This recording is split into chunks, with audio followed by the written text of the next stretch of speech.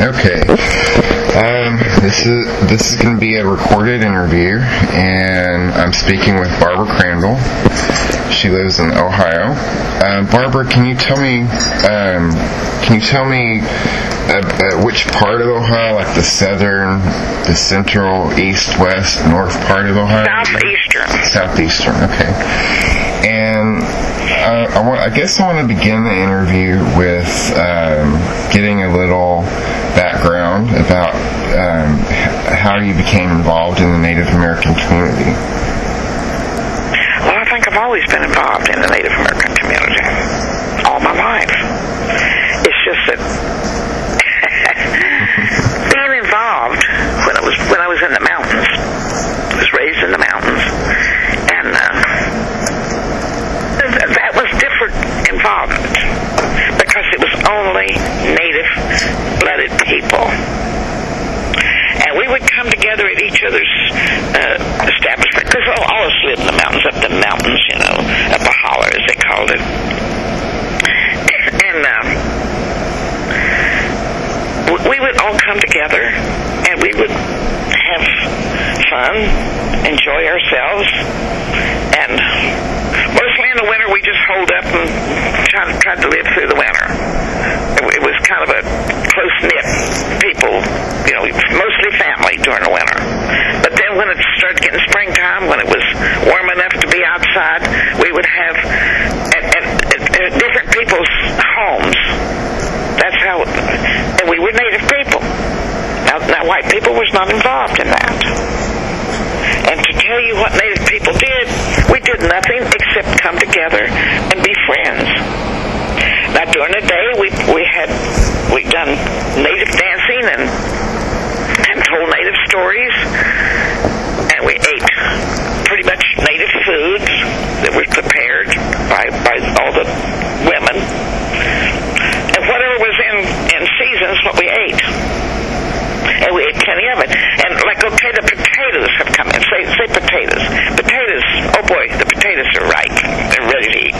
We might just roast potatoes in the ashes of the fire. And we would have them delicious potatoes with all the butter you could possibly load on them. And maybe some green onions. We had wild onions down there. We load some wild onions on them. And this was a native thing, and we ate it.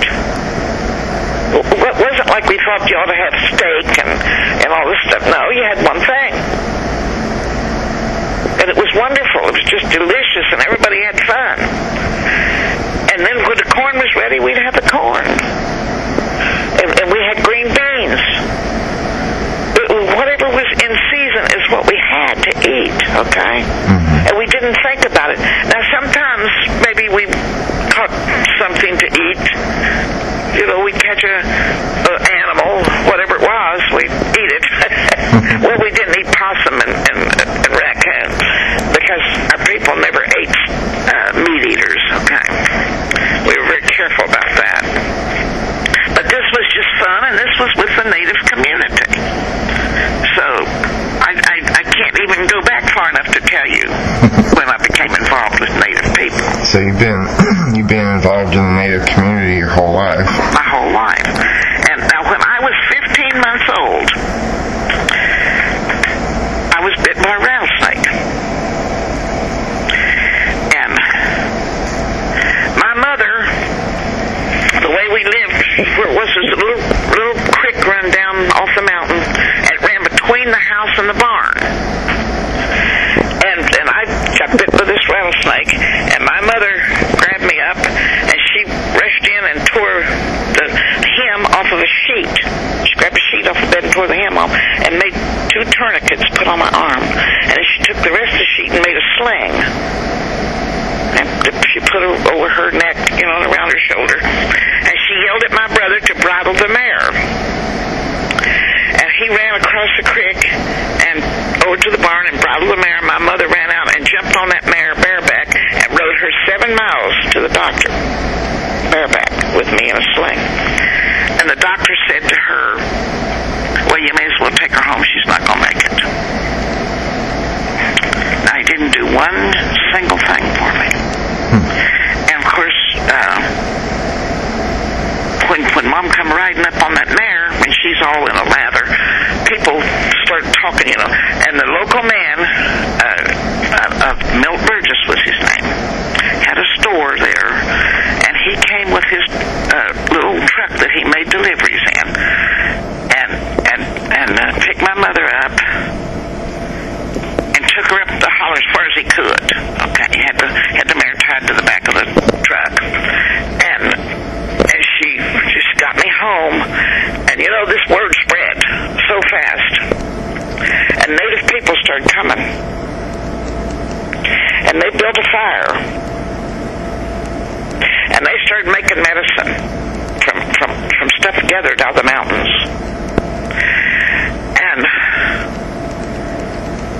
they carried me over their heart for 11 days and nights. The only time that they laid me down was to change my diaper. They would try to feed me and give me the liquids and the medicine while one would be walking behind and trying to put stuff in my mouth while somebody was holding me and patting me. And they helped me over their heart for 11 days and nights. And they said that's what kept my heart beating. So that saved my life, okay? And for some reason or the other, I never had any childhood diseases. I slept with children who had the measles, the mumps, smallpox, chickenpox. I never caught anything in my whole life. So now, I don't know. I don't know what the magic was that saved my life, except that native people helped me over their heart and patted me to keep my heart beating. Okay. What did they know that modern medicine don't know? So I've been involved with native people my whole life. They saved my life. Now you're Cherokee, right? Yes.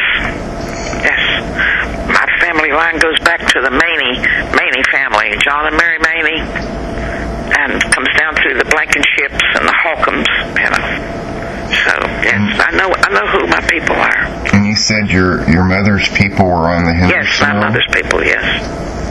And they're listed on the Henderson roll? Hester roll. The Hester roll. Mm-hmm. Yes. And it doesn't matter to me who says I'm not native. Those people don't have control of my life. They never have had. Only the Creator has control of my life, okay? Mm-hmm. And I long ago submitted to that the Creator has control. I'm here through the blessings of the Creator and the Cherokee people, okay? And I have many friends in different nations, the Seneca Nation and the Mohawk Nation. All over the United States, I have friends, and they just accept me for what I am, not for what they want me to be, or not for what the federal government wants me to be. I'm just who I am. And I've never mistreated another native person in my life, regardless of their lineage, okay? And it doesn't matter to me how bitter some people are because their welfare check didn't come on time. I can't help that. I've worked my whole life, okay, since I was 15 years old. I've worked. And I've paid taxes just like all other people's paid. Because the government said you had to, and I did. And I bought land. See, the government never gave me land that belonged to us to begin with. No, I was never given anything. I paid for my land.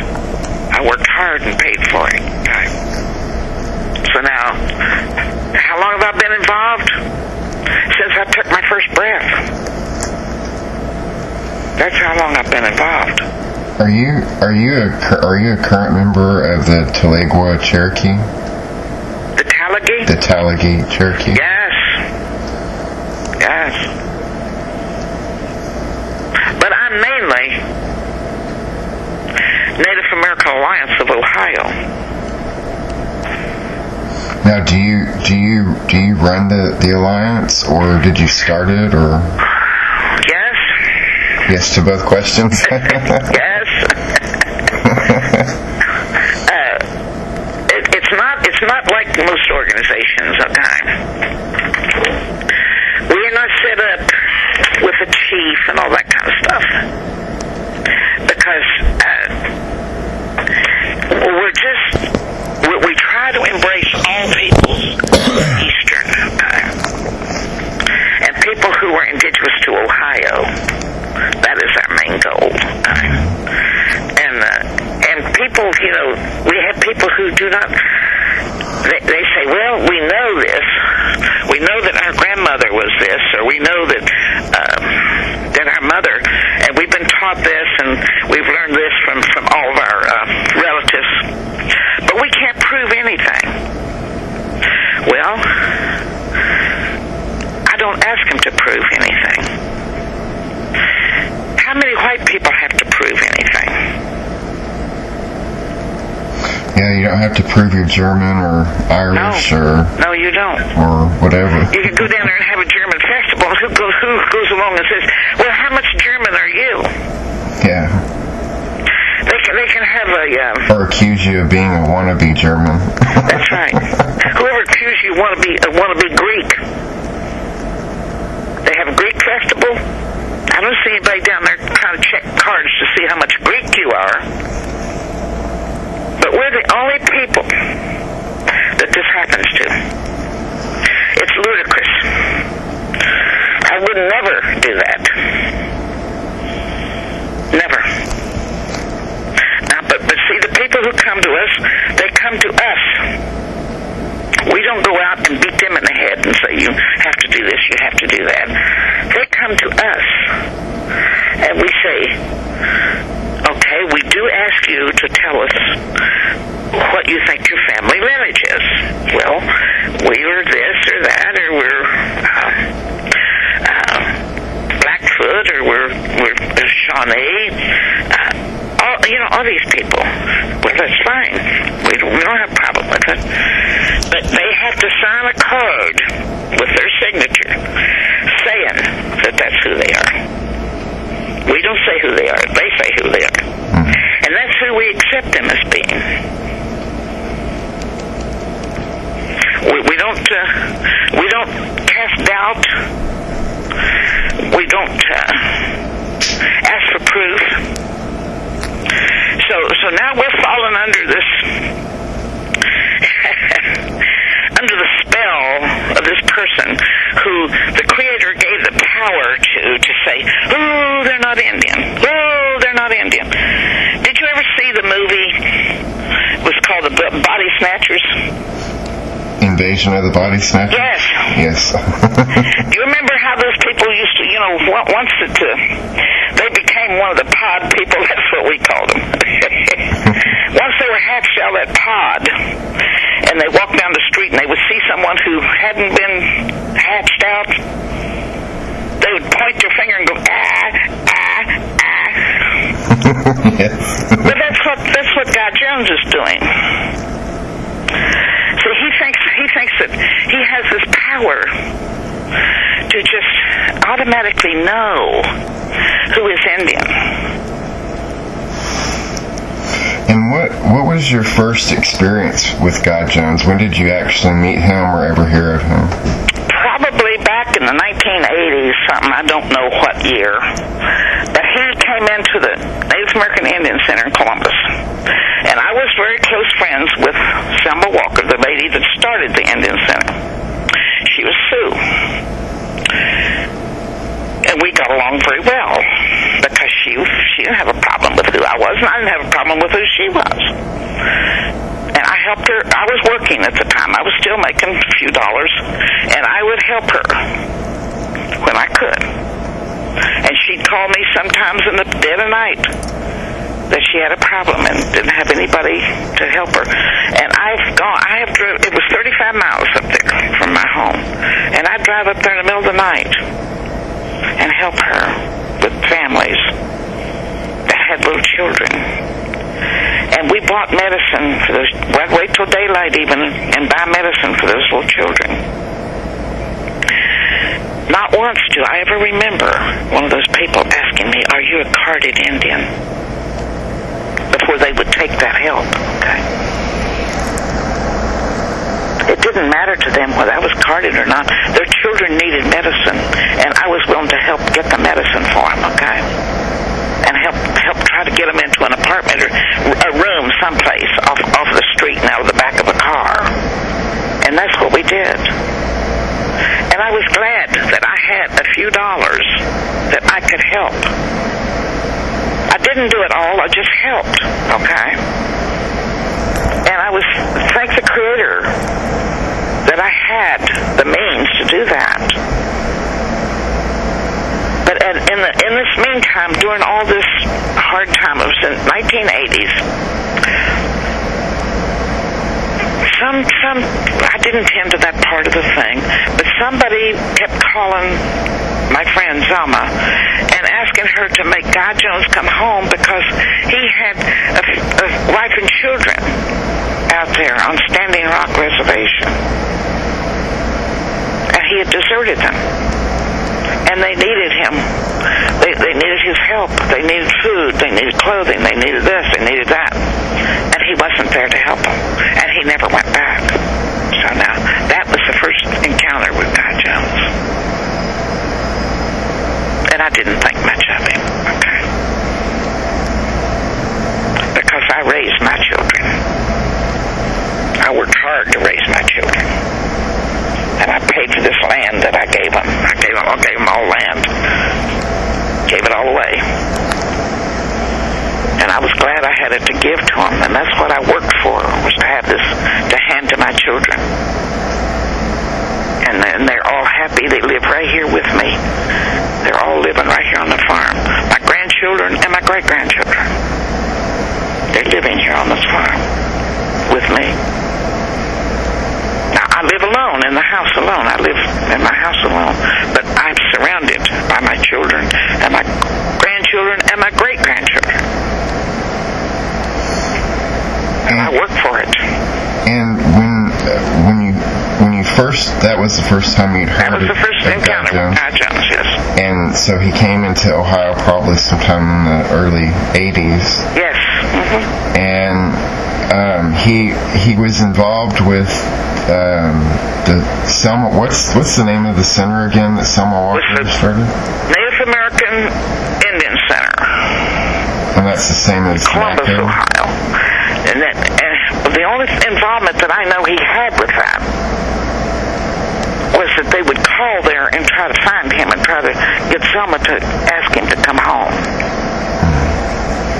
That's all the involvement I know of. I might have seen him a time or two, because he settled over around Springfield, Dayton, in that area. And he found a comfortable little nest there, and he was able to influence people, and that seems to be his long suit, is living off of what he can influence people into giving him, okay? So. And when did you first start having, major problems with him? Was there a time period before he became more active in the Native community in Ohio, or was it? Well, in 1992, because I visited the Newark Mounds quite often. There's a Circle Mound and the Octagon Mound. I didn't go to the Octagon Mound at that time, but I go to Circle Mound frequently. I went up there one day and they were digging through the mound. Of course, I threw myself on the ground and screamed and hollered. And you're saying they were digging? Well, it was D.Ann Weimer and students from Bloomberg University. That's who was doing the digging. Okay. And historically give them permission to do it. Now, they didn't come to the Native community and say, blah, blah, blah, can we do this? No, I never said a word, just went in and started digging. So, I was upset. So I went up to see Selma Walker at the Indian Center in Columbus and told her what's happening. And at that point, there was,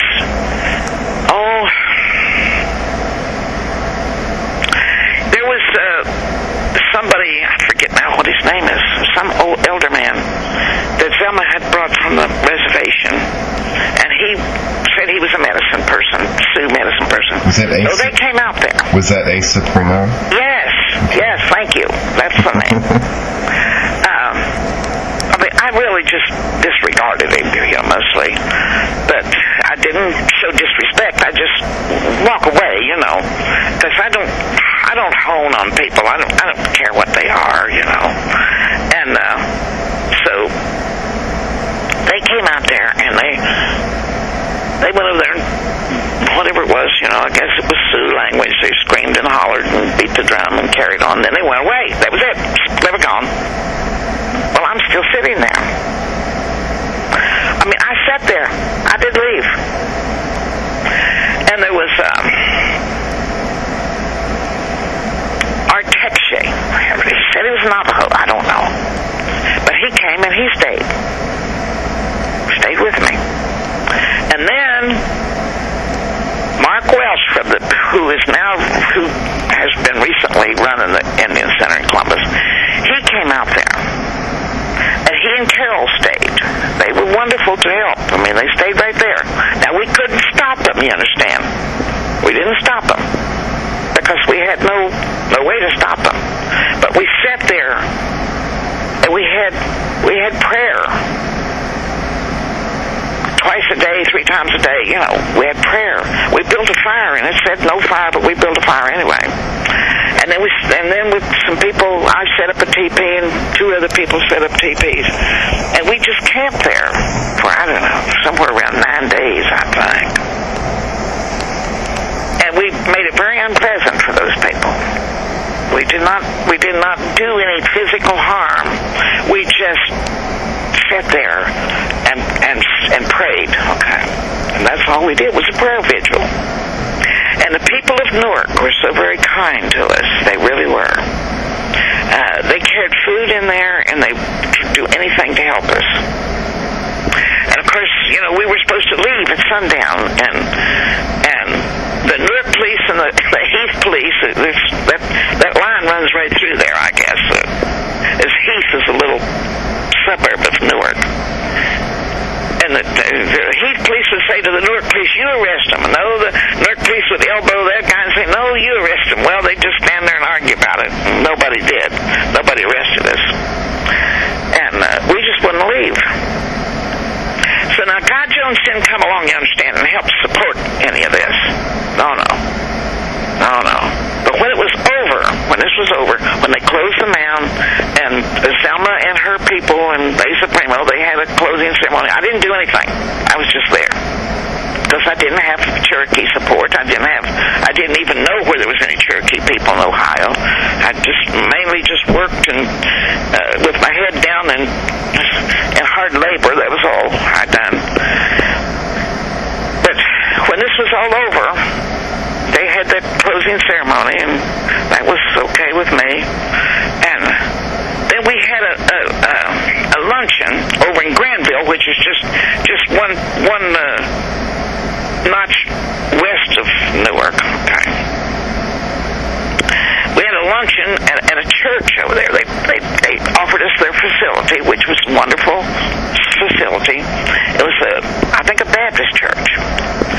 And we had this luncheon for the people who had supported us in Newark, and the Native people. And Guy Jones came, and he brought a bunch of shouters with him, Guy Jones is very, very good about getting these people to do his shouting for him, And they were so rude. And Guy Jones walked into that church and said, I can't believe you Native people would have a meeting in a church And he said church, with his lips curled like you'd be saying some other word. And, yeah, I mean it. You couldn't believe the hate and the venom that was in his face. So, and I had called some Cherokee people I knew, but by then I had got acquainted with some Cherokee people, and I called them, and they came and stood in a circle in the back, half circle in the back of the church, and they meant if he tried to get violent, and he acted like he wanted to get violent with us, But I believe he took a look at those boys and decided he'd better go home. But that was the first time I come face to face with him that I can really truly remember. I probably did, I just didn't remember. Okay.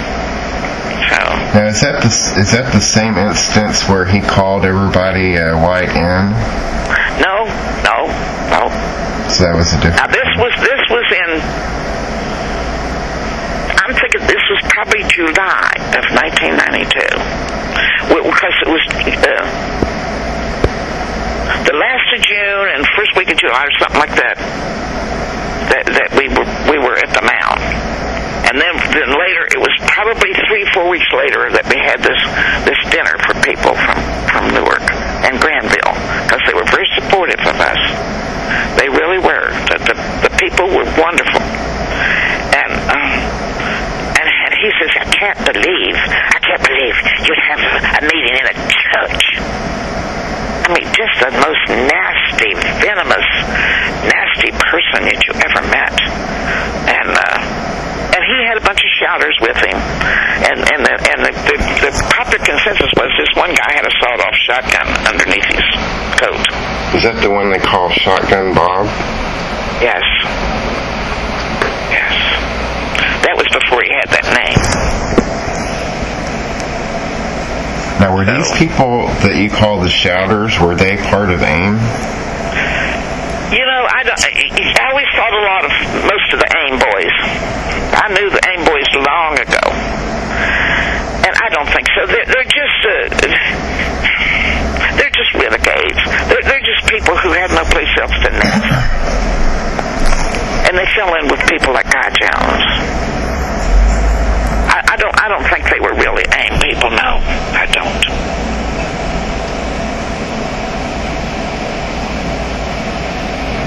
So that was my first encounter with him.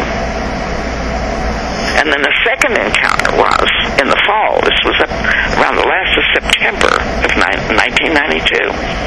We all went to this, whatever Ohio State put on up there. I don't even know what they called it. But there was native speakers. And like the first 3 or 4 speakers were okay. They just talked about the problems they had in their community and so forth. And we're listening. And then Guy Jones stepped up to bat. And all he did, he never had one constructive thing to say. He curled his lip and he said, all you people out there think you are Indians, you're nothing but white niggers. Well, you could hear people going, ah! And he said, if you get in front of me, this was what he said, if you get in front of me when I'm out there on a project, I don't know what kind of project he was talking about, he said, I'll take a baseball bat to you. Now, that's what he said.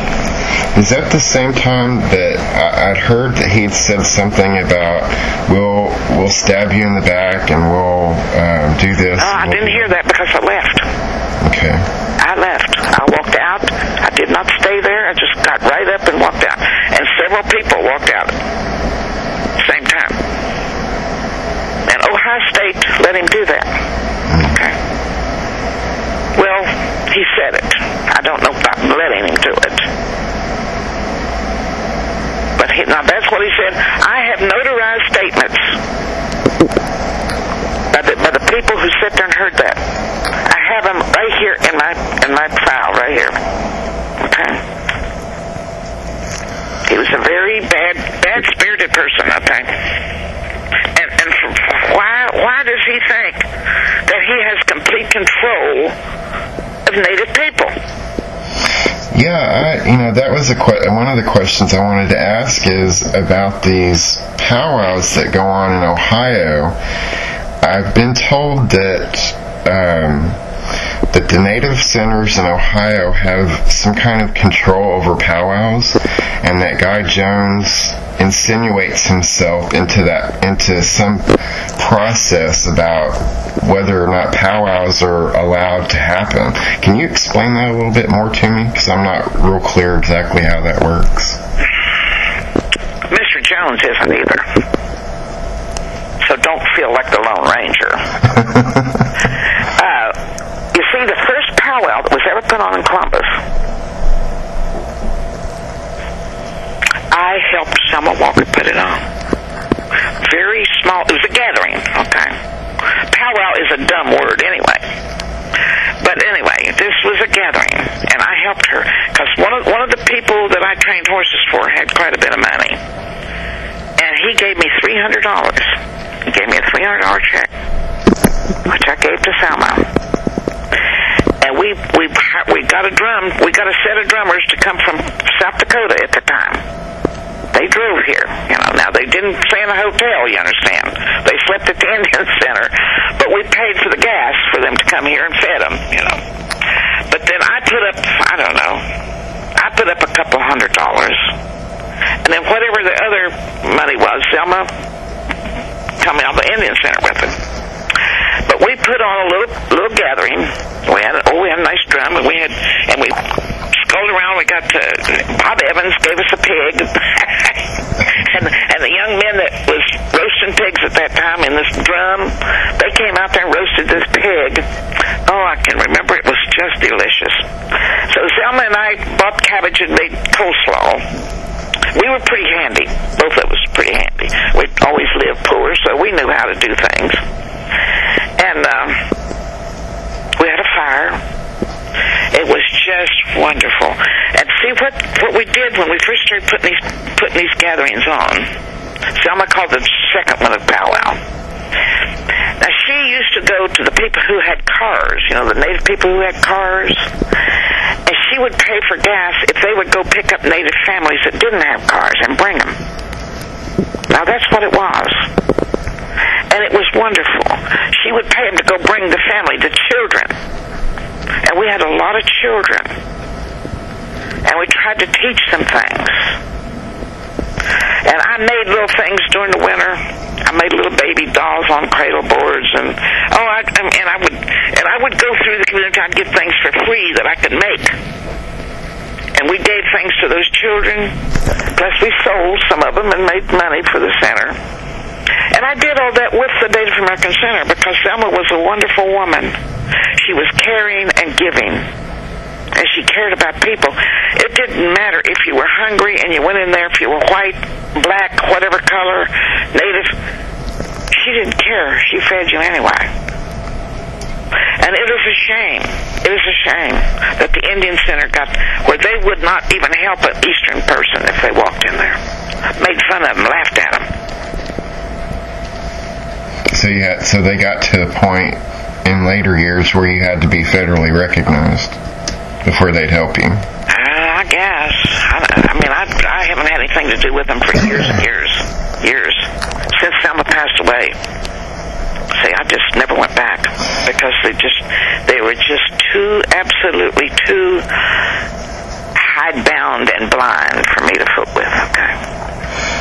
Now, one of the things that Lewis and Oliver were telling me in interviews I did with them, they talked about the powwows, and they talked about how over time Guy Jones got involved with the Historic Preservation Office and a couple of other state agencies, and that when you want to put a powwow on, that somehow it has to be sanctioned through an Indian Center. Is that right? Is that correct? Or if I wanted to go out here and put a powwow on, I wouldn't even let them.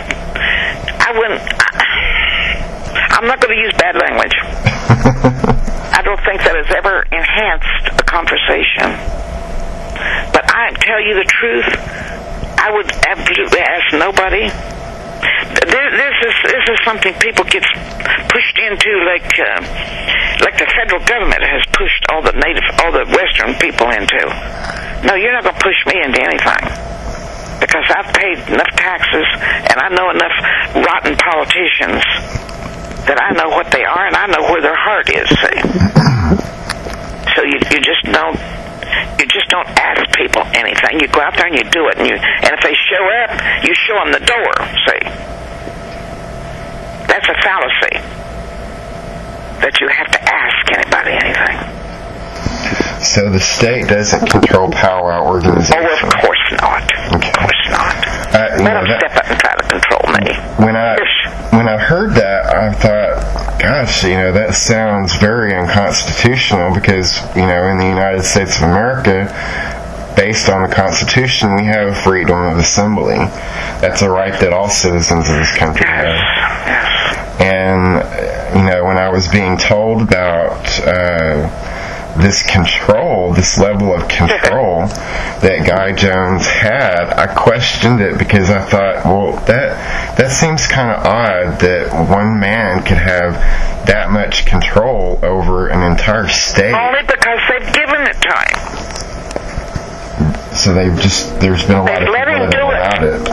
Yeah. Well, if he would come toward me, I'd hate to say what would happen.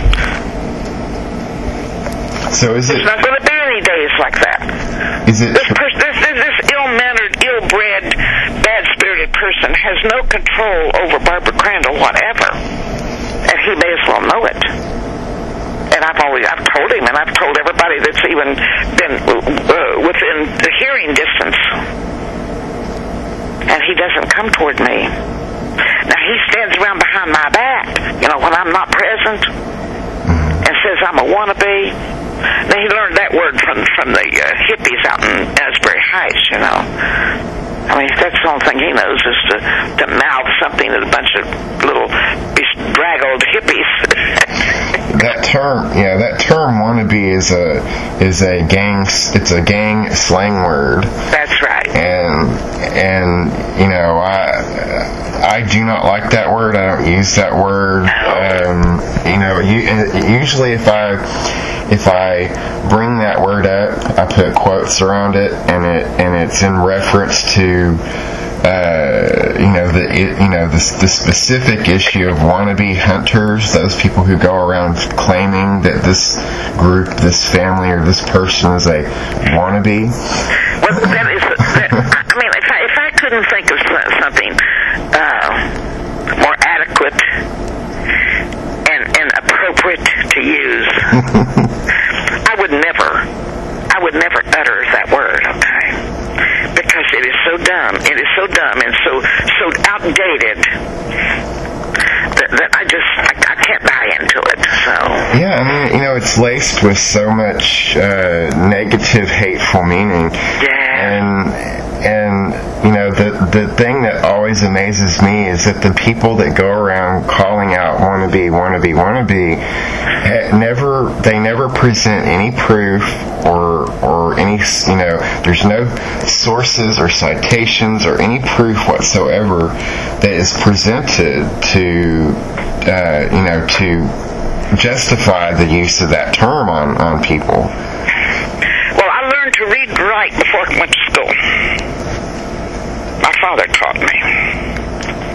My father was well educated, and we could all read and write. It's a good thing we learned, because we didn't learn anything in school. Jeez, very little. I learned who was president, mostly. That was it. And I can remember in the 4th grade,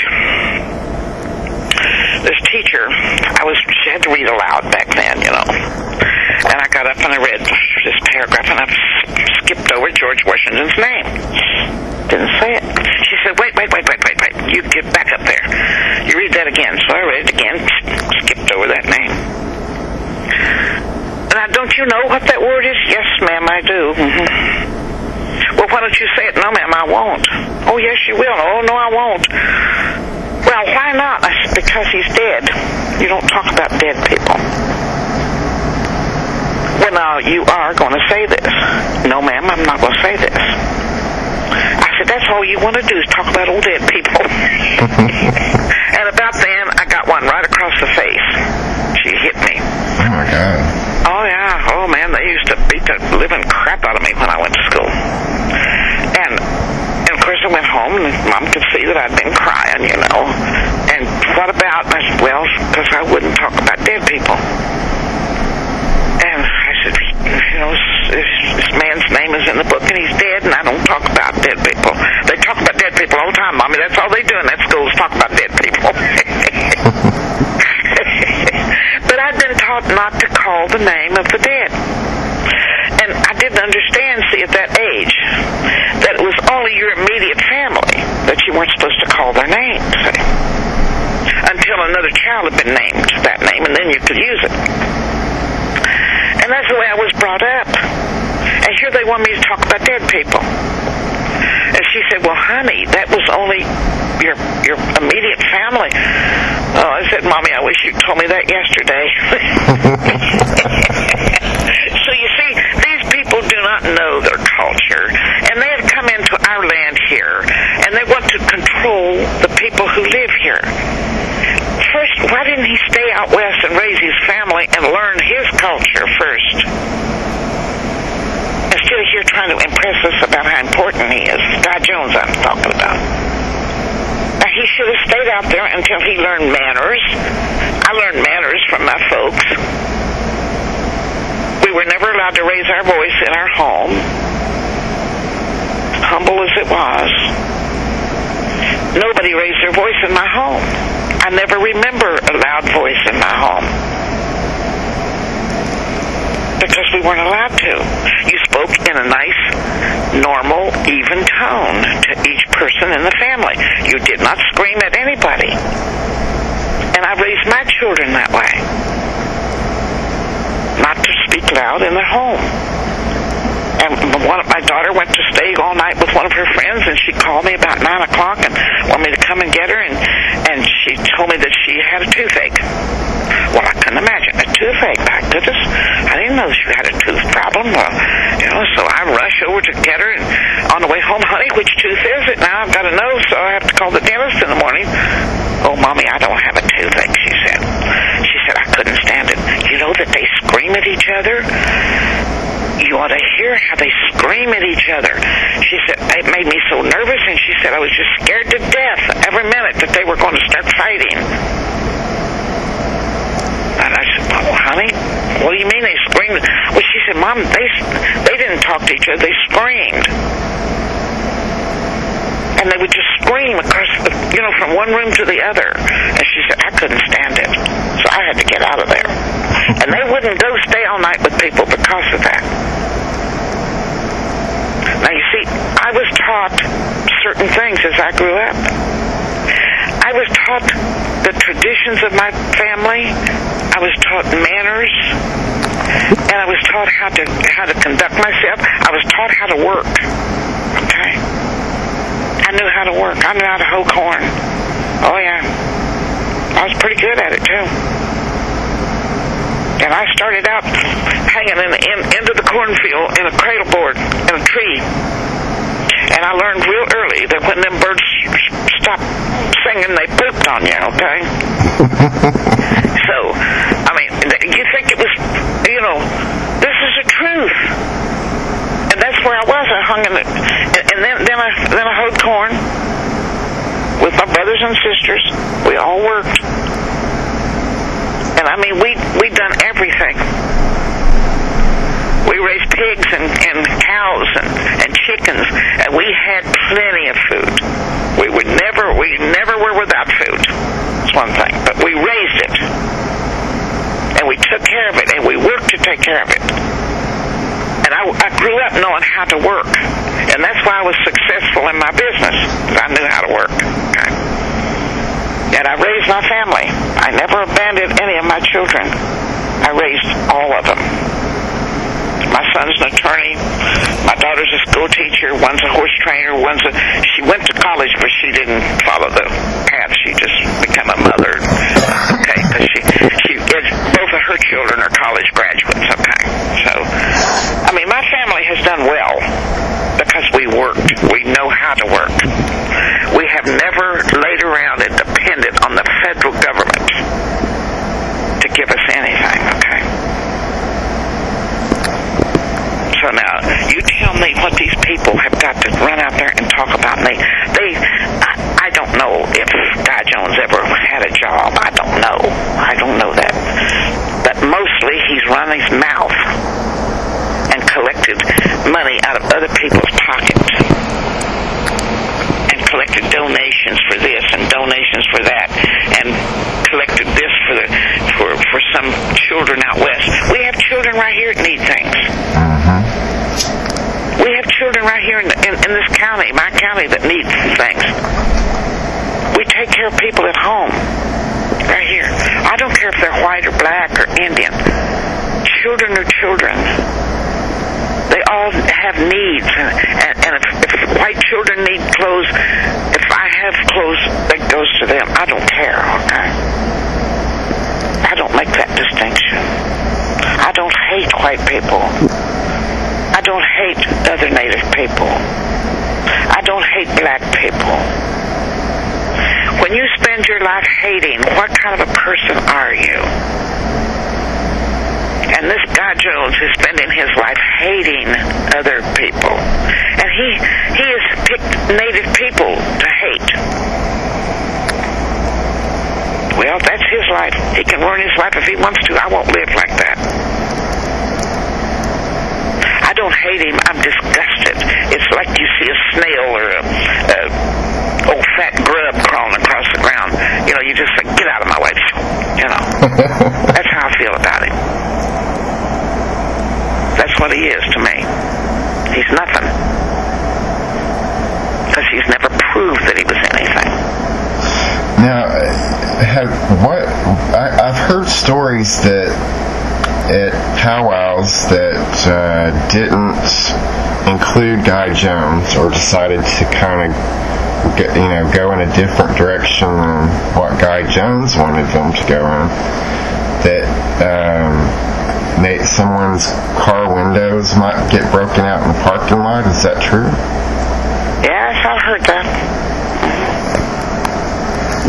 Yes, it hasn't happened to any place that I was present. But I heard that happened. So, it was just a story that I heard, and I don't know what the problem was. I don't know what led up to it, and I don't know why that he got the credit for it. Because, we have enemies. I'm sure that I have enemies that I don't even know about. Because they resent me in some way or the other. And all they have to do is come and talk to me. Because I'll talk to anybody.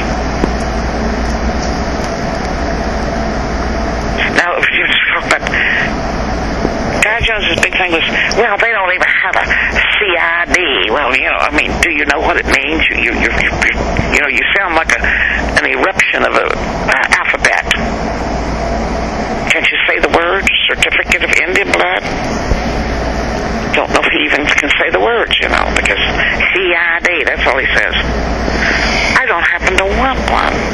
Well, you can't, that's the thing that, I don't understand about his knowledge of that card, because a certificate degree of Indian blood is, you can only get it if you have an ancestor that was enrolled with a federally recognized tribe.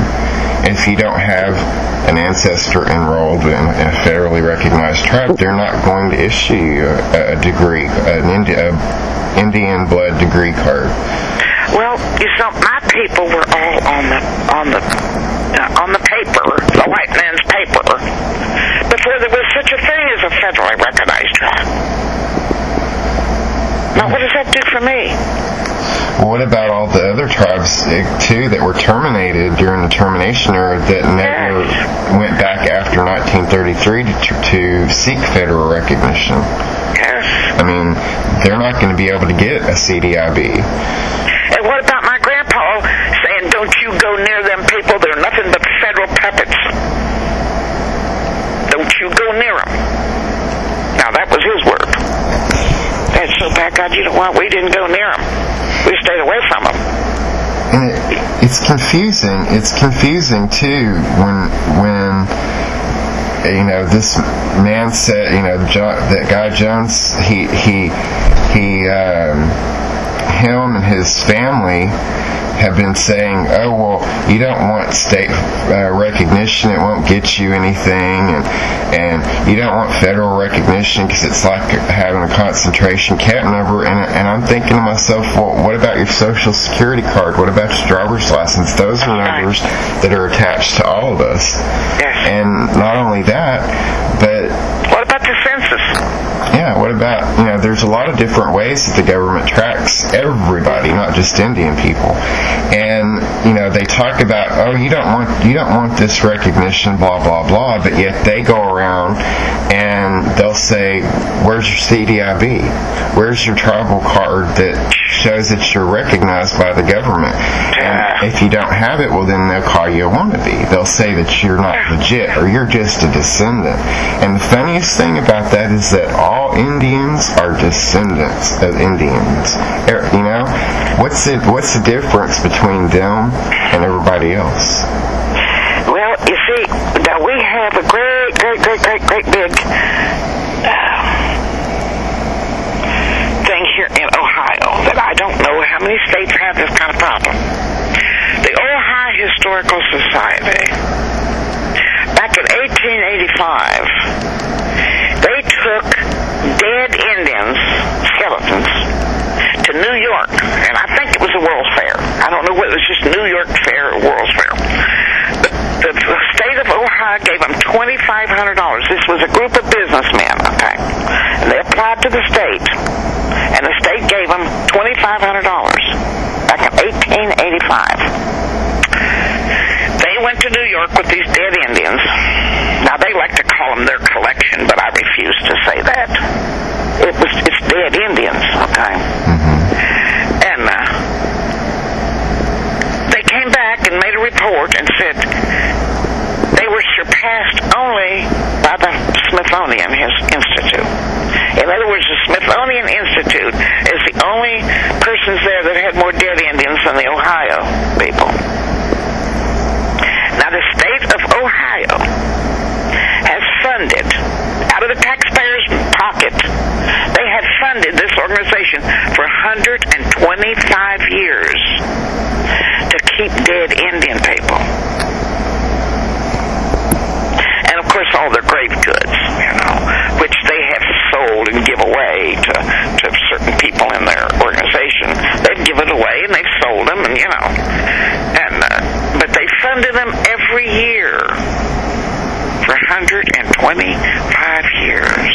And the taxpayers paid this bill. And yet they sneer at live Indians, and they let somebody like Guy Jones collect money from the state and from the churches and from private organizations. That's all he's done. And we're working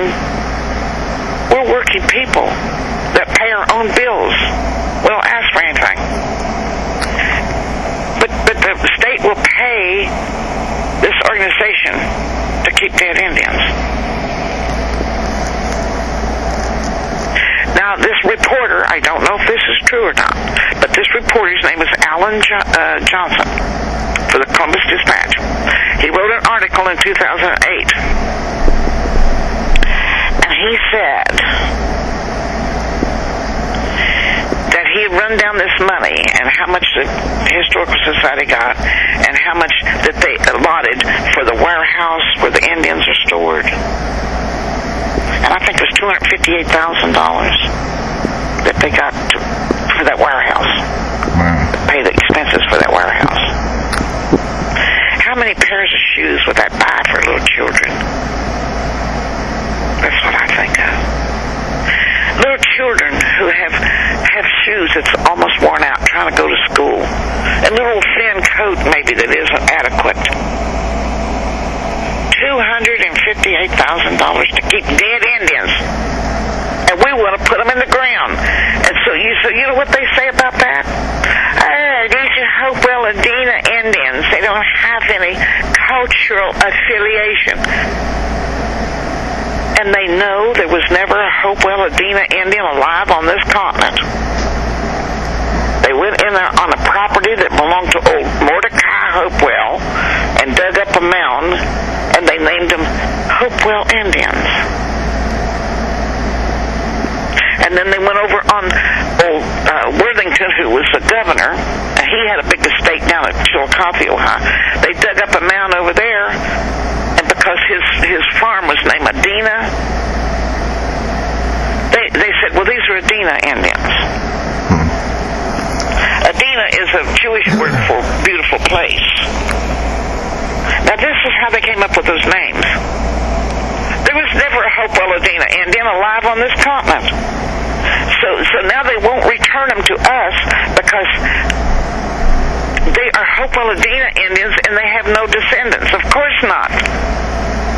Of course not. But they're my ancestors, okay? My ancestors built those mounds. And not only my ancestors, but the ancestors of almost all of these people who circulated in this area. This was before there was no tribes back then. We were just native people living on this land. There weren't tribes. There was no tribes until the white man came here and started giving everything a name. So now you figure out there, how are we going to get by this?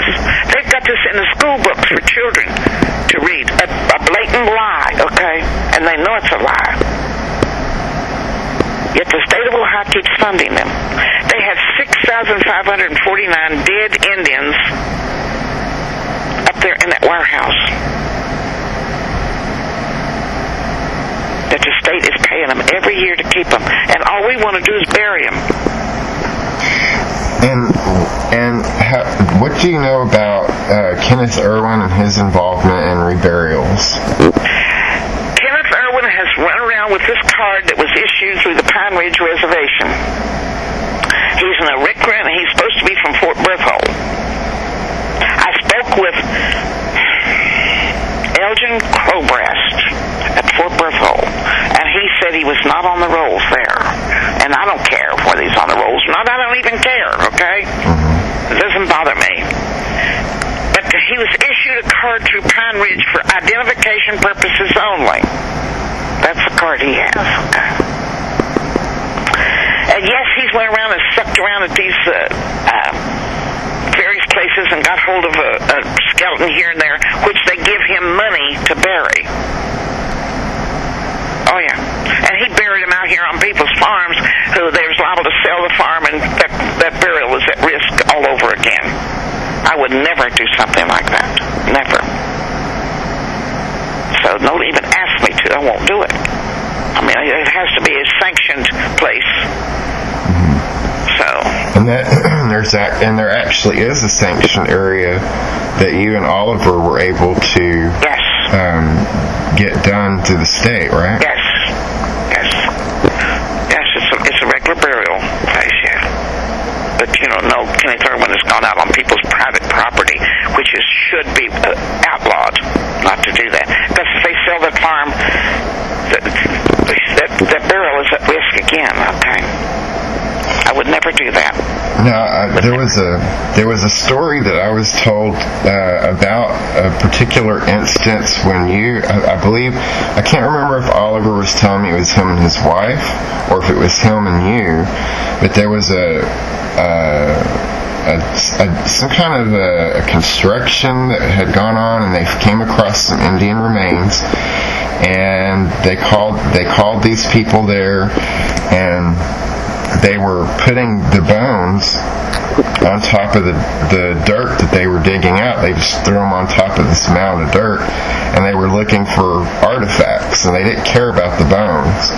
And so Oliver said that they went and got some foil and were putting the bones in the foil. Was that with you, or was that just Oliver and his wife? No, that wasn't me. Okay. No, but a little town over here called Kirkersville.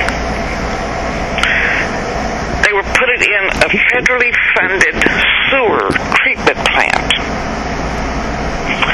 And they discovered a set of remains. And what's so interesting about this is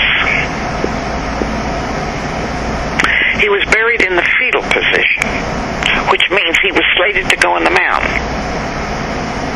They always done that when people were going to go, because they put them in the ground until the flesh was gone from the bones, and then at a certain time of the year, they were dug up and then wrapped in hide or blankets, whatever they had, and they were taken over in this area. They were taken to the circle mound. They were taken to the center of that circle mound where the prophets prepared them for burial, in the burial mounds. And it was a huge burial complex connected with the octagon mound and the circle mound. Okay. They both had gateways into this big burial complex. And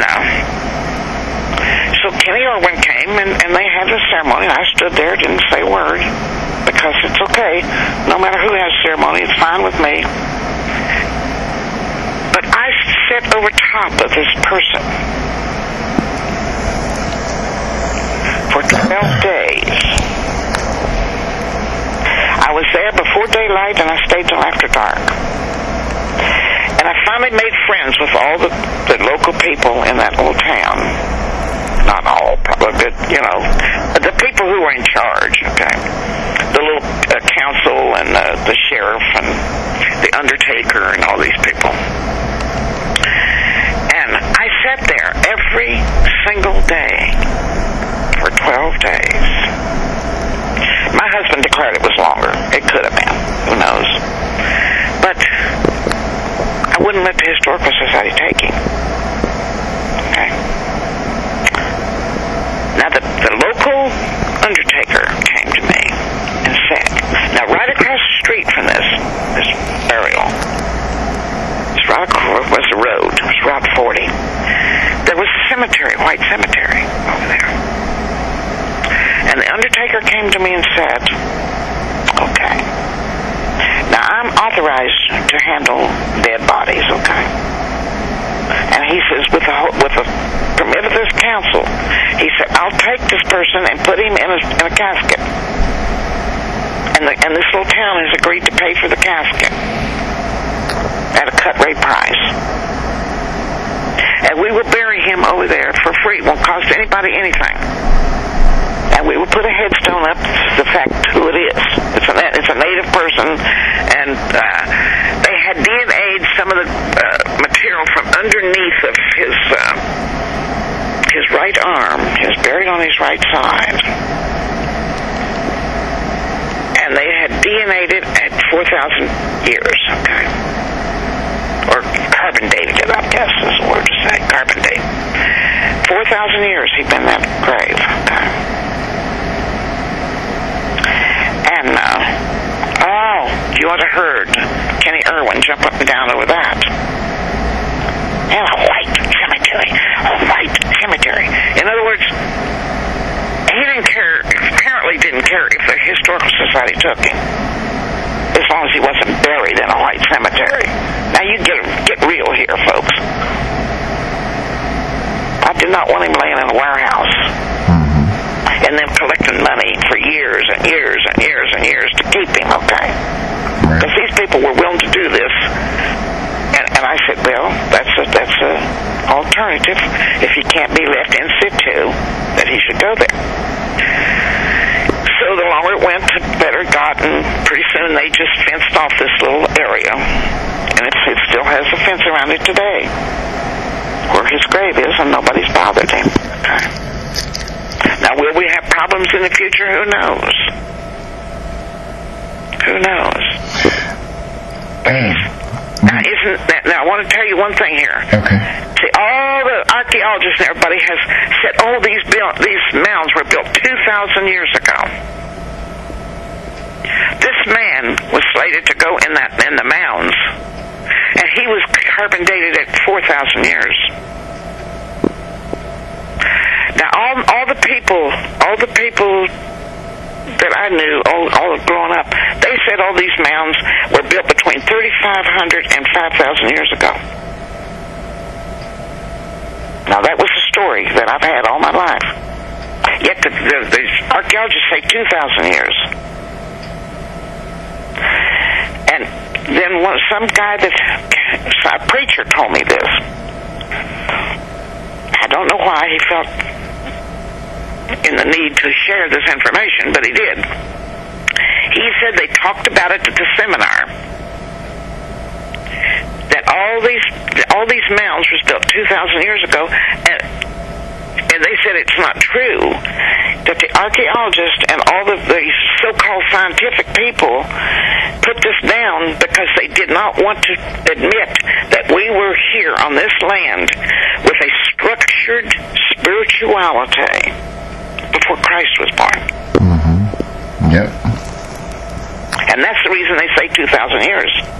Now, here's a man was within the shadow almost of that burial ground, of those burial mounds, and they're carbon dating him at 4,000 years. So you see, there's holes in all of this, and I busy myself with this kind of thoughts instead of worrying about who somebody is. Okay. I go and do my work. I work for years. 35 years I run a public stable. I've raced in 12, I'm fingerprinted and photographed in 12 states and Canada. Because you have to be if you're going to race a horse. I raced in 12 states and Canada. And I was never fined or suspended from racing in all that 35 years, okay? So now, because I busied myself with my work and with my family. And now I don't have to work, so the native communities are my family, okay? Mm-hmm. Yeah. Plus I have all my family here. So, but now this man, and I sat there, day in and day out. And I was there before daylight, and I was there till after dark, to protect that man and keep him in his grave. So now, I was not paid. Let me tell you one thing. Nobody paid me one single dime. Now, the ladies in that community did bring me a bowl of soup now and then. You know, somebody make a hot pot of soup, they'd bring me a bowl of soup and bring me a sandwich, and I appreciated it. They were wonderful people. They treated me very kindly. And they were white people. But they were very kind, okay? So I've not had bad luck. I've had more bad publicity and bad luck with people like Guy Jones than I have the white community, okay? Because I don't do offensive things to people. Now Can you explain how he's prevented the indigenous tribes in Ohio from getting state recognition? Yes. Politicians are the most cowardly people on this earth. They are cowardly, sniveling people. They will not make a decision if somebody is standing there saying, don't do it. They have to have, everybody has to be bound and scraping and saying, yes, boss, before they'll make a decision. So anytime that we have tried to get a bill passed or get something done, Guy Jones and his little shouters are all there hollering, don't you do this, don't you do that. They're not this and they're not that and all they want is money. We've never asked for money. Okay. Now you would think that record alone would be enough to convince them, but it doesn't. We've never asked for money. We don't live that kind of an existence. Barbara Mann, who helps with the Native American Alliance, she's a professor at Toledo University. My son is an attorney. He certainly doesn't need public assistance. And he helps me with legal matters. And Oliver Collins worked at that, I don't know, the A plant, I guess they called it, down in southern Ohio. He worked there. And yes, Oliver hasn't done everything right, and neither have I. And neither has most people I know. We made mistakes in our life. Nobody's perfect. That's exactly right.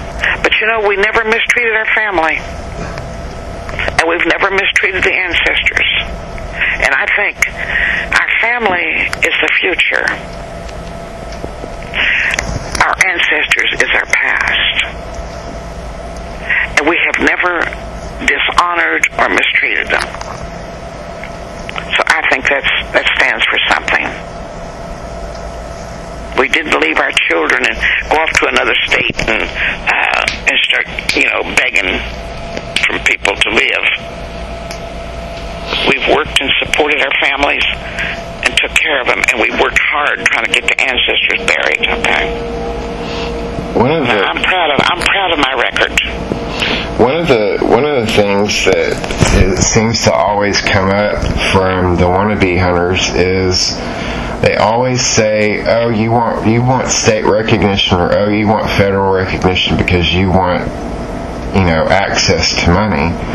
As if everybody is waiting to line their pockets with money. Well, the reality is that whenever a tribe gets state or federal recognition, there's not this huge influx of funds that comes in. I mean, you still have to go through processes, and if you're going to use money for a specific project, you have to spell out everything in specific terms where all this money is going to go.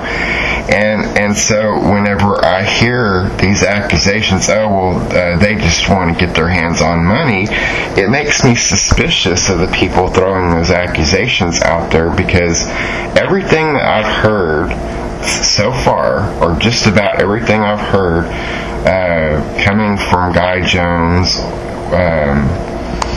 has to do with an accusation of people wanting their money, or money that should rightfully go to them. That's exactly what it is. You ever hear that story about that dog crossing across a log? There's a little log across the stream, and he had this bone in his mouth. And he looked over and saw himself in the water, and he was so greedy, he jumped in the water to take that bone away from that dog. And guess what? And he lost his bone. That's right. So you see, that's what they're doing. They're just like that dog crossing that log. They want that. They're scared to death that we've got to get a bone bigger than they have. We don't even want it. And the latest bill that we had up had nothing to do with a tribe or a organization.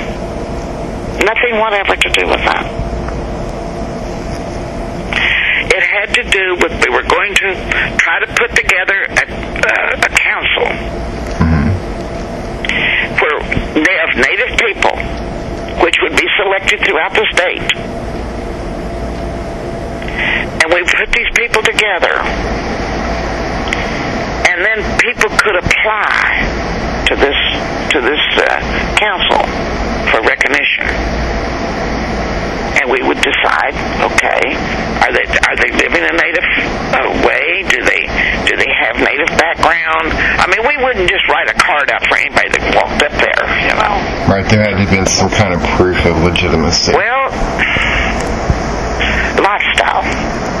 They would have had to prove to us that they had led the lifestyle of a native person. What have you done in the way of native living? Does a community recognize you? Community recognition would go a long ways, okay? This kind of thing. But they stopped that. They got up and shouted until they killed it. And like I said, there is one thing politicians hate to do. It's work. They want to do nothing and collect their money. They would rather do nothing than anything else. So all you got to do is just step up and say blah blah blah blah blah, and it doesn't matter what kind of weak excuse you give them. Oh well, we better table that because it's going to make these people mad. I mean, to kill a bill is the easiest thing in the world to do. That's the easiest, because they're just, like I say, I hate politicians. I really do. They're just sniveling, money-grubbing worms, as far as I'm concerned. And I don't care if every one of them hear me say that. Fine with me. I have no problem with it. I think most of the citizens in this country have a problem with politicians because they tend to be self-serving. They really don't. Most of them really don't serve the community's interests. They serve their own interest or the interest of big business. I see one thing about this. You have to understand. I am not politically correct. There is not a politically correct bone in my body. I just tell it like I feel it. Okay. And you asked me about Kenny Irwin. Now, Kenny Irwin is the least of the problem.